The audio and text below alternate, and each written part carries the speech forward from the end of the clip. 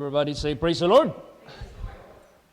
Let us open our Bible on Philippians chapter 2, 4 hanggang 11. Pakibasa po. Praise the Lord. Look not every man on his own things, but every man also on the things of others. Let this mind be in you, which was also in Christ Jesus, who being in the form of God, thought it not robbery to be equal with God, but made himself of no reputation, and took upon him the form of a servant, and was made in the likeness of men. And being found in fashion as a man, he humbled himself, and became obedient unto death, even the death of the cross. Wherefore God also hath highly exalted him, and given him a name which is above every name, that at the name of Jesus every knee should bow, of things in heaven, and things in earth, and things under the earth, and that every tongue should confess that Jesus Christ is Lord, to the glory of God the Father. Ayan. Praise the Lord. So, ang tanong, kung hindi pumunta ang ating Panginoong Hesukristo dito sa lupa para maghatid sa atin ng kaligtasan, ano na lang kaya ang magiging kalagayan natin? So maging hopeless tayo, maging helpless po tayo. Kaya yung ginawa ng ating Panginoong Hesukristo, kinakailangan din natin gawin sa ating kapwa. Kung ano yung mentality ng ating Panginoong Hesukristo, ganon din ang mentality na gusto ng Diyos gawin po natin. Kaya nga sinasabi diyan, look not every man on his own things, but every man also on the things of others. Kasi kung tiningnan lang ng Diyos ang kanyang sarili, hindi na tumingin sa atin, ay hindi na yan siya magpunta dito. Hindi na yan magtiis para magpakamatay sa cross sa Kalbaryo. Hindi na yan magpakatawang tao dito sa lupa. So grabe yung effort na ginawa ng Diyos para lang sa ating kapakanan. Gusto din ng ating Panginoong Diyos, ganon din ang ating isipin sa ating kapwa. Praise the Lord! Gagawa din tayo ng paraan o ng effort para natin matulungan yung mga kinakailangan tulungan. Kaya nga sinasabi diyan, let this mind be in you, which was also in Christ Jesus. Ano yun? Ano yung ginawa ni Kristo? Na dapat nating isaisip, dapat din nating isagawa. Who being in the form of God, though thought it not robbery to be equal with God. Hindi niya tiningnan ang kanyang ranggo. Hindi niya tiningnan ang kanyang highness. Hindi niya tiningnan kahit paman ang kanyang pagka-superior.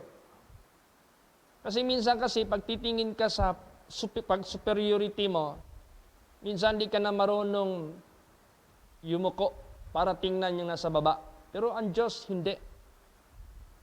But made himself of no reputation, and took upon him the form of a servant, and was made in the likeness of men. Ito na yung pagpakatawang tao niya. And being found in fashion as a man, he humbled himself, and became obedient unto the death, even the death of the cross. Wherefore God hath highly exalted him, and given him a name which is above every name, that at the name of Jesus every knee should bow, of things in heaven, and things in earth, and things under the earth, and that every tongue should confess that Jesus Christ is Lord, to the glory of God and the Father. So kung paano siya nagpakumbaba na tiningnan niya ang tao para bisitahin niya, ligtasin niya, liwanagin niya, tulungan niya. Ganon din sa buhay natin. Marunong din tayong tumingin sa nakababa sa atin. Marunong din tayong tumingin sa mga dapat nating tutulungan. Kung paano si Kristo itinaas. Darating ang panahon, itataas din tayo ng ating Panginoong Diyos. Kasama niya, if we suffer with Him, we shall also reign with Him. Praise the Lord.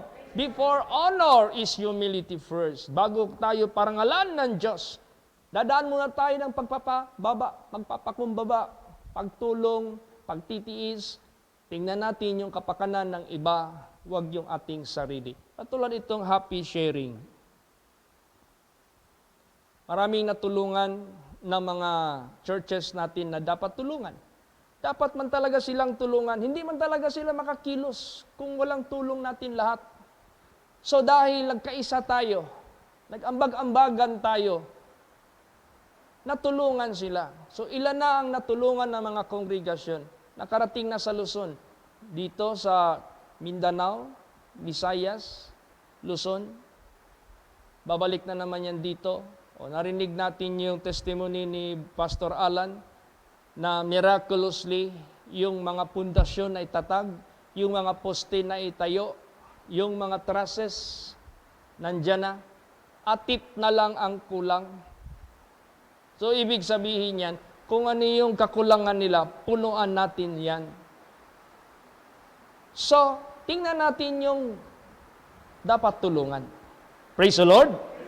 Kasi matapos itong lahat, maikot natin ang buong Pilipinas at saan pa man nangangailangan ng ating mga kapatiran. Pag wala na, pwede na tayong mag-focus dyan sa ating katedral na proposal na gagawin na malaking church na yan. Bakit pa tayo magtayo ng malaking church? Sinabi dyan how good and how pleasant it is for the brethren that dwell together in unity. Sa history ng Holy Place, never happened pa na lahat ng members nagtipon sa isang dako. Bakit natin hindi nagawa yan? Saan natin sila paupuin? Saan natin sila ilalagay? Pag mag-imbita tayo ng lahat ng mga members, meron tayong allocation na ipaupo sa kanila dyan tuwing tayo na ay magtitipon. Ito, Davao Congregation pa lang. Puno na tayo. Lalo't na ngayon pandemic, hindi mo pwedeng lagyan ng upuan ng ilan. Dalawa lang the most kasi kailangan tayo mag-observe ng social distancing. So, hindi mawala yung church na malaki na yan dito sa main natin na kailangan talaga yan maitayo. In His time, He will make all things beautiful. Para panahon na meron na tayong okasyon, especially June 15, we can invite all. Maimbita natin sila lahat. Praise the Lord! Makagather tayo sa isang lugar. Ay kung walang mag-sacrifice, kung walang lahat matigas, puro nakatingin lang sa sarili, hindi mo yan pwedeng makarelease ng tulong. So, walang matulungan, hindi mangyayari yung mga bagay na dapat para sa kaluwalhatian ng Diyos. So, ito na. Si Kristo na mismo.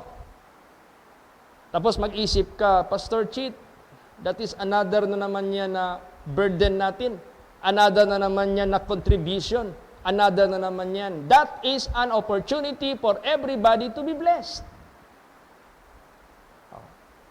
Alam mo yung mga kontraktor, saan nabubuhay yan?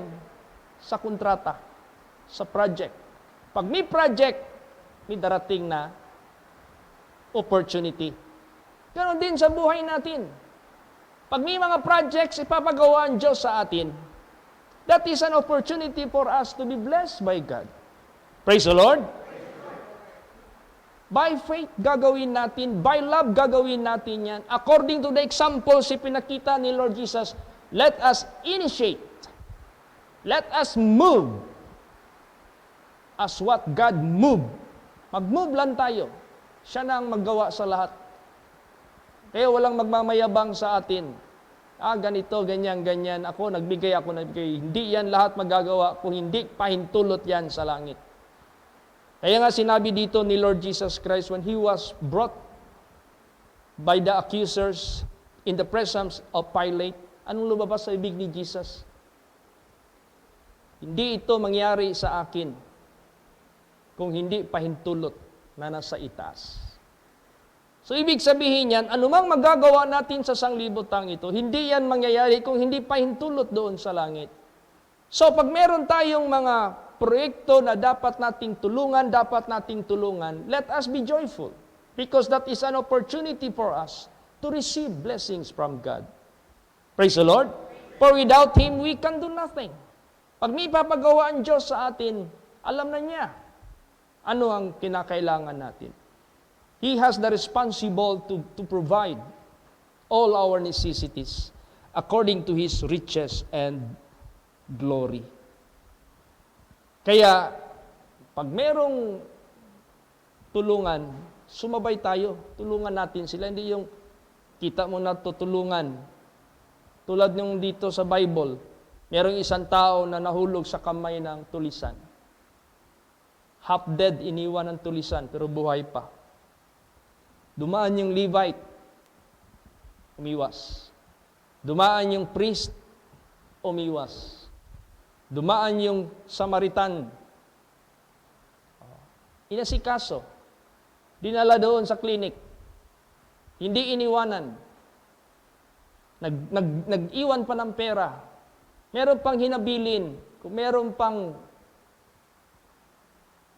kukulangin itong perang iiwan ko, babalik ako, babayaran ko yan.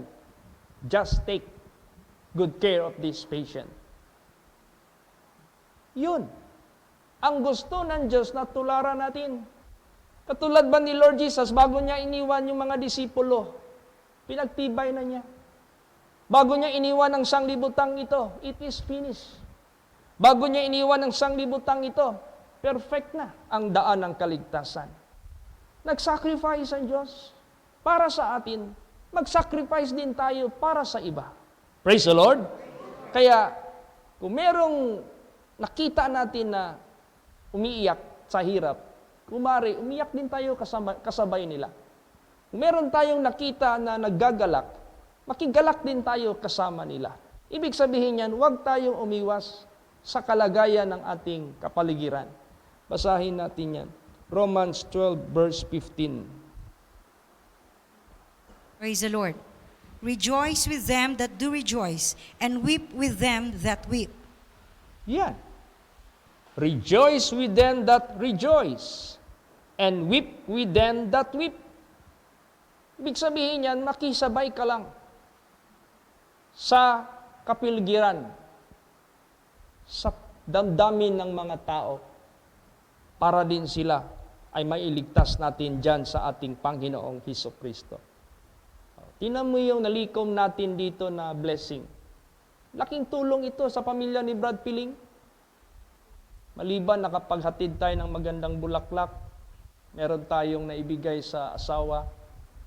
Ngayon, nagpatuloy yung additional natin. May mga nagbigay rin sa ibang bansa. Hindi naman kalakihan masyado. Mo magsiservice na ako doon. Nandyan na yung katawan ni Brad Piling. Tapos na yung, tawag yan? Panchon. Ang pagpasok na lang kulang. Di nagbigay na ako ng Word of God. Pagbigay na ako ng Word of God, pagtapos prayer, sabi ko, sige, tingnan nyo na si Brad Piling, kay mainit masyado ngayon, baka pawisan yan. Yung magdala lang ng para lang sila maano. So, tapos na. Ay binulungan ako ng Mrs. Pastor Chit, hindi mapasok itong kabaong dyan pag hindi ma-fully paid. Meron pa kaming balance dito. Ganun. Magkano? Sige. Yun. Hindi ko man dala yung cash kasi GCash ang pinadalhan. Mabuti na lang meron akong kasama na merong available na cash. Praise the Lord. Automatic kaagad. Sige, ibigay nyo doon sa in-charge para mapasok na yan. So, God make everything beautiful in His time. So, tayo na nakakita sa pangangailangan nila, kumilos tayo, gamit na gamit. Timely masyado. We have done good to those who are weeping. Nakisabay tayo sa kanila, we sacrifice with them. Therefore, nadama nila na naki-share tayo sa kalungkutan nila. Nadama nila na naki-share tayo sa kanilang kapighatian. Kaya, sabi ko, salamat Lord Jesus. Talagang guided niyo kami lahat sa dapat naming gagawin. Whether small or great, papagawa ng Diyos sa atin yan. Kaya, kung ano yung sinasabi ng Diyos, let us have the same mind with Christ. Na hindi niya inari ang kanyang sarili na equal with God. But He humbled Himself. He took the form of a servant. He endured the death of the cross for our sake. That's why God hath highly exalted Him and given Him a name which is above in every name. So, ganun yan. Kung paano si Kristo nagpakumbaba at sasabay tayo sa Kanya, kung paano siya ililift up, ganun din tayo. Ililift up together with Him. Ganun kaganda itong nandyan natutunan natin kay Kristo Jesus. Praise the Lord. Ewan ko kung matuloy yung meeting namin bukas. I-confirm ko pa yan. So, related din yan sa work of the Lord. So, i-pray natin na tayong lahat, be weary in well-doing. Kasi dyan tayo pagpapalain ng Diyos. Marami pa tayong tutulungan. Marami pa tayong i-establish na mga work of the ministry. There are so much blessings yet to come. We have so many to do the work of the Lord for His glory and for His honor. Especially ang ating may lupa na tayo dyan. Naghihintay na lang yan. So, afterwards na wala na tayong masyadong nakikita sa ating mga kapatiran na nangangailangan, then we can proceed to that project and let God do the rest. Bahala na ang Diyos. Paano niya gawin ang lahat. Praise the Lord. Kaya, basta importante lang, kung sino yung mahihina, yun ang tulungan natin. Bahasahin natin. Romans 15 verse 1. Praise the Lord. We then that are strong ought to bear the infirmities of the weak and not to please ourselves. Yan ang ginawa ng ating Panginoong Hesukristo. Nung nakita niya na kailangan siya pumunta dito sa lupa, ginawa niya. Nung nakita niya na kinakailangan ang tao maliwanagan, ginawa niya. Nung nakita niya kinakailangan ang tao mapatawad, ginawa niya. So lahat ng pangangailangan natin, ginawa yan ni Lord Jesus Christ. Kaya dahil tayo yung weak, siya yung strong. Siya yung nagkilos para sa mga mahihina. Ganon din sa buhay natin. Kung ano yung mga mahihina ng mga kongregasyon natin na kailangan natin tulungan. Tulungan natin, gawin natin yan. After all, magawa natin yan by the grace of God, by the power of God, by the strength of the Lord. I can do all things through Christ which is strengthened me. You can do all things through Christ that is strengthened you. We can all perform anything for Christ's glory that is strengthened us. Praise the Lord. So, huwag tayong tumingin sa ating sariling wealth. Wealth ba? Anong wealth? Takot ka mabawasan yung yung sarili mo ba? Takot kang mabawasan? Takot kang matapyasan? Huwag. Bakit? It is more blessed to give than to receive. Bakit? If you give, you cannot surpass God in giving. Kung nagbigay ka, hindi mo kayang lampasan ang Diyos sa pagbibigay. Nagbigay ka ng ganito, bibigyan ka ng Diyos ng mas higit pa dyan. Kasi hindi mo kayang lampasan ang Diyos sa pagbibigay. So mas mapalad yung nagbibigay kaysa tumatanggap. Pero wag nating hamakin yung mga tumatanggap. Kasi darating din ang panahon, ako naranasan ko rin. Alam niyo po noon, bago pa ang ministry natin, magpunta ako ng Tibuli, ang pera ko one way lang. Yan ang ibig sabihin yan. Kahit hindi ako maghingi doon sa pupuntahan ko, nababasa na nila sa aking mga mata ang aking pangangailangan. Pag magpaalam na ako, tsaka pa nila iipit sa kanilang kamay, ibigay sa akin yung pamasahe ko pabalik. Praise the Lord. Pero anong nangyari ngayon sa nagbibigay? God bless them. It is more blessed to give than to receive. Pero wag mong hamakin yung tinutulungan, yung binibigyan. Time will come, God will make them also. It is no longer a receiver, but they will be the giver as well. Hindi na sila ang tatanggap lagi, natutulungan lagi dahil sa kakulangan nila. Sila na rin yung giver. Sila na rin yung magbibigay. Sila na rin yung mag-aabot sa mga nangangailangan. So, ganun din tayo. Praise the Lord. We experience such kahirapan. Kaya huwag tayong tumingin sa sarili nating kayamanan. Tingnan natin yung iba. Basahin natin. 1 Corinthians 10:24. Praise the Lord. Let no man seek his own, but every man another's wealth. Yes, huwag tumingin sa sarili. Subalit tingnan ng bawat isa ang iba na mga nangangailangan. Kapakanan din nila ang titingnan din po natin. Praise the Lord! So, kanina, kalilibing lang namin kahapon ni Brother Piling. Kanina may kinuha na naman si Lord Jesus to Gigaraw Congregation. Sister Karing, the mother of Brother Totong, Sister Mila, Sister Susan, at mga kapatid niya, yung mother nila. Kinuha na ni Lord Jesus kanina. Natawagan pa nila ako, naprehan ko pa, alas 10 ng umaga, 12, na mahinga na siya. Praise the Lord! Isa yang membro dyan sa Madarulog Congregation that never stop serving God. Hindi talaga huminto yan. Si Sister Karing, never. Sabi pa ni Sister Mila sa akin kayo na, Pastor Chit, nag-pledge si Mama. Kanya yung soft drinks ngayong October 3. Ibig sabihin yan, the last part of her life, she didn't stop giving honor, glory to God. Praise the Lord! Sabi ko, paano yan? Kinuha na siya ni Lord Jesus. Kami na mga anak ang mag-take place sa kanyang pangako. Sabi ko, good. Let us not be weary in well-doing. For in due season we shall reap if we faint not. So, ang tingnan natin, for the sake of many. Ngayon, meron na naman akong burden.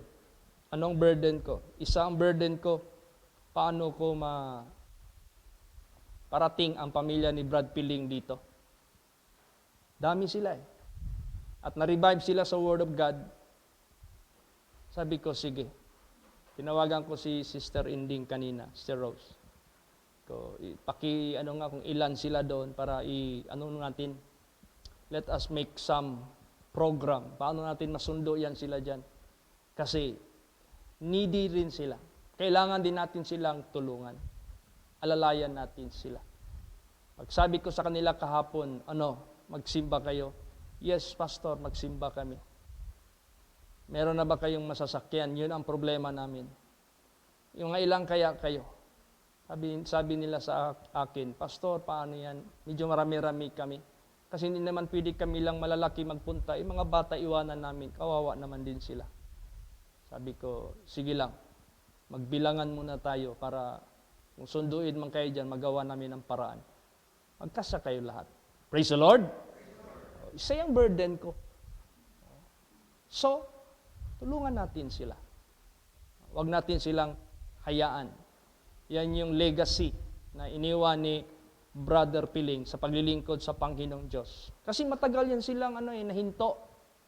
You cannot expect them that they were the same before and today. Kasi matagal nga silang nahinto. Kailangan sila ng alalay. Kailangan sila ng revival. Basahin natin yan. 1 Corinthians 10:32 and 33. Sige Praise po. the Lord. Give none offense, neither to the Jews, nor to the Gentiles, nor to the church of God, even as I please all men in all things, not seeking mine own profit, but the profit of many, that they may be saved. Yan. You see? Give none offense, neither to the Jews, nor to the Gentiles, nor to the church of God, even as I please all men in all things, not seeking mine own profit, but the profit of many, that they may be saved. Praise the Lord. Oo. Para sila maligtas. Itong dalawang sasakyan natin, punong-puno yan every Sunday. Yung Delica, papunta yan ng Kabantian. Ito namang isa dito sa Bangkal at saka sa Matina. So, meron tayong dagdag na obligasyon na tulungan din itong area ng komunal, kung tawagin. Hindi basta-basta yung area nila doon. Kung makita mo lang, nakakaawa talaga. Bakit? Bank house lang yan ng Camellia Homes. At temporary lang na shelter. Ano ang burden ko sa kanila? Both. Spiritual and material. Paano natin sila matulungan sa sa material para makabili sila ng lupa, makatayo ng sariling simbahan? Kung paano kayo, Davao Congregation? Kung ano yung ginawa sa inyo? Ganon din gagawin sa kanila. Ano bang unang ginawa ninyo ni Jesus sa inyo? Di ba in-establish mo na yung spirituality ninyo? Praise the Lord. Then the rest just follow. Sumunod lang yung house and lot ninyo. Sumunod lang yung vehicles ninyo. Sumunod lang yung nakatapos yung mga anak ninyo. Sumunod, lahat sumunod. Eh nung pumunta ako dun, daming apo. Binilang namin yung apo ni Brad Piling. Wala pa yung apo sa tuhod. Apo pa lang 26. That is souls. Mga kaluluwa na yan. Praise the Lord. Yung 6 niya na mga anak niya nandun halos lahat. Parang si Nelly na lang tsaka si Adele. Nandun sa Davao Oriental, pero the most naghanap buhay dito. Nagsisikap sila. Yun ang burden ko. Sabi ko, Lord Jesus. Hindi na ito sila mahirap akayin. Kasi pare-pareho na ito sila lumaki sa holy place. It is a matter of revival. No? Revival na lang. Kaya tayong lahat, tingnan natin let us not please ourselves, but let us please all so that they might be saved also. Praise the Lord. Yan yung essence of Christmas. Yan yung pinaka-essence, pinaka-minsahe sa Christmas o sa kapanganakan ni Lord Jesus Christ. He came not for His own, but He came for us. Hindi siya pumunta dito para sa kanyang sarili, kundi para po sa atin. Praise the Lord. Basa pa, James 2:8. Praise the Lord. If we fulfill the royal law according to the scripture, thou shalt love thy neighbor as thyself, ye do well. Yes. Kung nagawa ninyo ang royal law according to the scripture or according to the Bible, na ibigin nyo ang inyong kapitbahay o kapwa katulad sa inyong sarili, maganda ang ginawa ninyo. O di ilagay din natin yung ating sarili sa kanilang sapatos. Oh. Praise the Lord. Ilagay din natin. So kailangan natin silang i-assist. Turuan natin sila by the grace of God, by the power of God. Hindi naman pwede na si Kristo nag-suffer tapos tayo magpunta sa kaharian, di tayo magsabay sa Kanya. Kaya nga sinabi diyan, if we suffer with Christ, we shall also reign with Him. Ano bang sinuffer ni Jesus Christ ng pagpunta niya dito sa lupa? Kayod, kalabaw. Yung ginawa ni Kristo. To train His disciples is not an easy. Praise the Lord.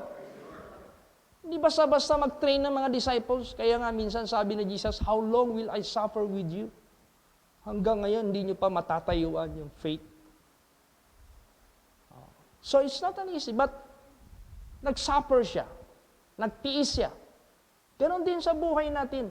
Kaya nga nung sabi ni Lord Jesus Christ, alam niyo yung kalabaw, baka, pag maglagay yan ng yugo, dito na sa kanyang lieg.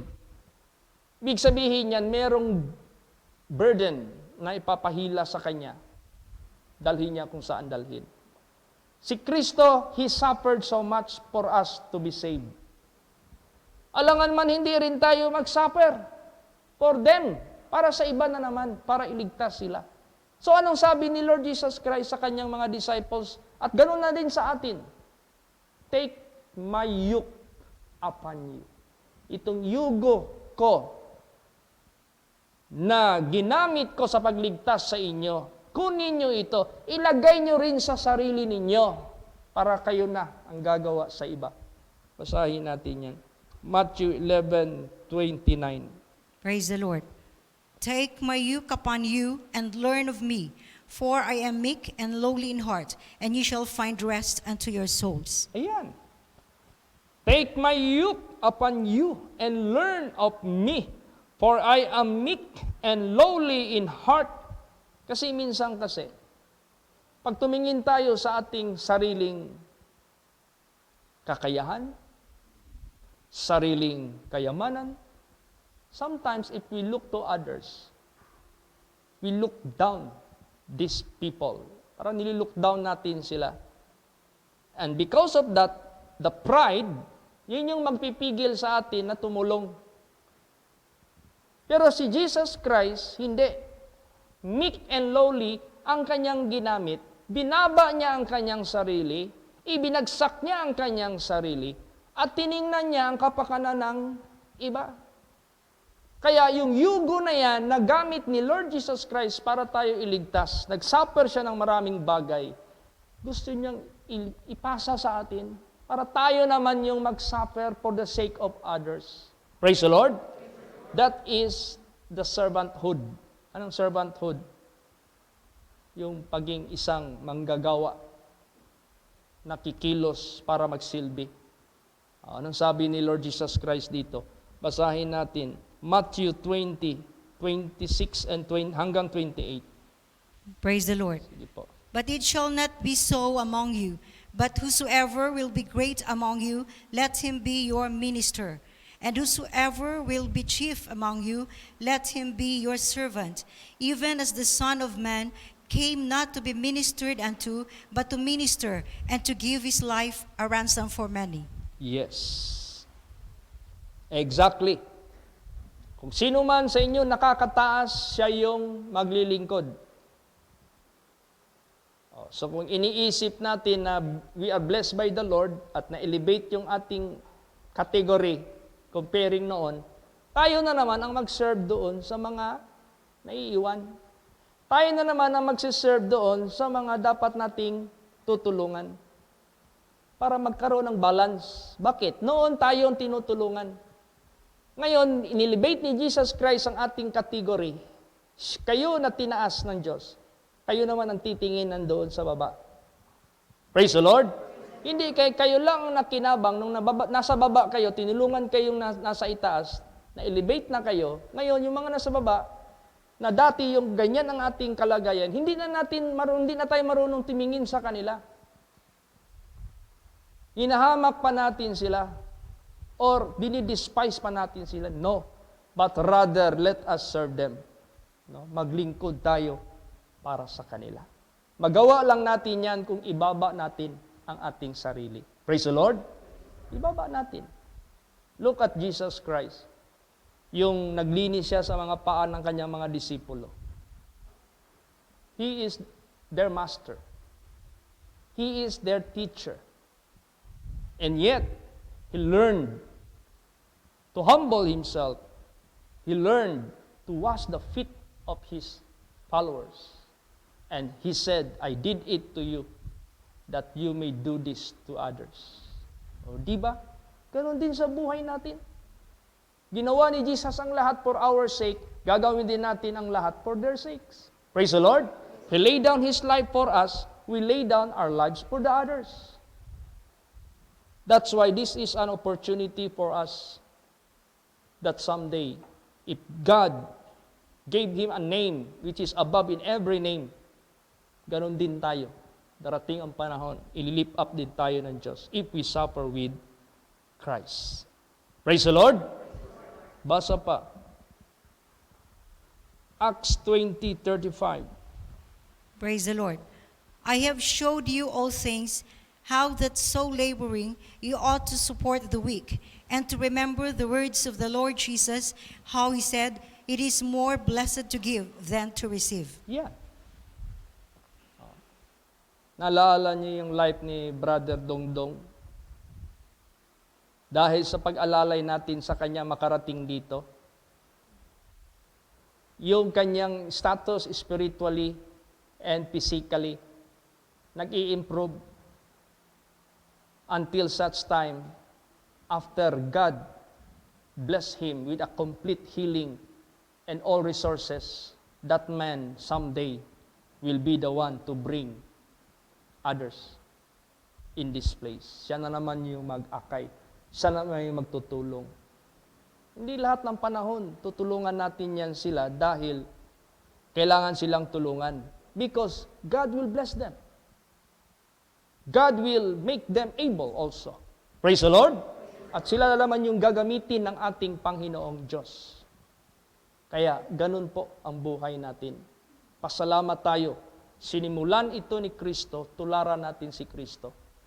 And this will be applied to all children of God. This is applicable to every children of God. Bawat anak ng Diyos, gagawin natin ito.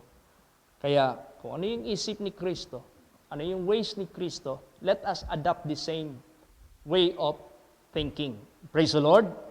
Basa pa, Romans 15 verse 5. Praise the Lord. Now the God of patience and consolation grant you to be like-minded one toward another according to Christ Jesus. Yes. Now the God of patience and consolation grant you to be like-minded one toward another according to Christ Jesus. Like-minded, the same mind. Bawat isa sa atin. Ano ang ginawa ni Kristo? Tinulungan niya ang mga nangangailangan. Inalalayan niya ang mga mahihina. Pinuntahan niya ang helpless. Pinuntahan niya ang biktima. Kaya, tayo ang mga victims before. Binangon tayo ni Lord Jesus para naman tayo makakagawa sa pagbangon ng iba pang mga kaluluwa. So do not seek your own profit, but seek for the welfare of others, and altogether, God will bless us. Pagpalain tayo ng Diyos pagdating ng panahon. You are inviting God to bless you. You are inviting God to prosper you. Pag ito ang sinunod natin na formula ng ating Panginoong Hesukristo, na hindi siya tumingin sa sarili niyang kapakanan. Tumingin siya sa iba. Kaya tuloy yung ating pag-share sa happy sharing, tuloy ang ating pag-ibig sa paggawa ng ating Panginoong Diyos. Tuloy lahat. Kasi we have so much to do. Marami pa tayong gagawin para sa kapakanan ng iba pang mga kaluluwa. So, challenge ito sa buhay natin. So, in every challenge, we have to face it and let us have the victory. Magkaroon tayo ng katagumpayan. Sino ang katagumpayan natin? Sino ang pattern natin? Ang ating Panginoong Hesukristo. Praise the Lord. So, hihingi ako ng vision mamaya about kay Brother Roland who passed away last September 14. And also, Brother Piling who passed away, I think, September 16. At kasama na rin ito si Sister Karing who just passed away this noon, itong araw na ito. Their spiritual status in order to inform the family na wala silang dapat alalahanin. Alam ko, 100% save sila. Bakit? Basihan yan sa kahulihan ng kanilang yugto ng buhay. nandyan sila sa kamay ng ating Panginoong Hesus Kristo. But mas higit pa ang Diyos makapagbigay sa atin yan ng pananaw kung ano talaga ang kanilang kalagayan. Praise the Lord! So, let us not be weary in well-doing. Let us continue. Kaya sabi ko, sige, ang decoration natin more on stars. Kasi yan yung nasa scriptural. Yung bawat nagniningning dyan ng mga stars, tayo yan. We are being lighted by God to be a light of this world. Oh. Kaya yung dalawa dyan nasa ground na iba-ibang kulay, palagay natin yan yung dalawang senior missionaries na binigyan ni Lord Jesus ng multiple gifts para sa kanyang ministry. So, may mga meanings lahat yan. Praise the Lord. Oh. Kaya pasalamat tayo. We have so much reasons to rejoice sa kapanganakan ng ating Panginoong Hesus Kristo. Praise the Lord. Meron tayong bisita, first timer? Meron? Okay. Ako sa ampuan.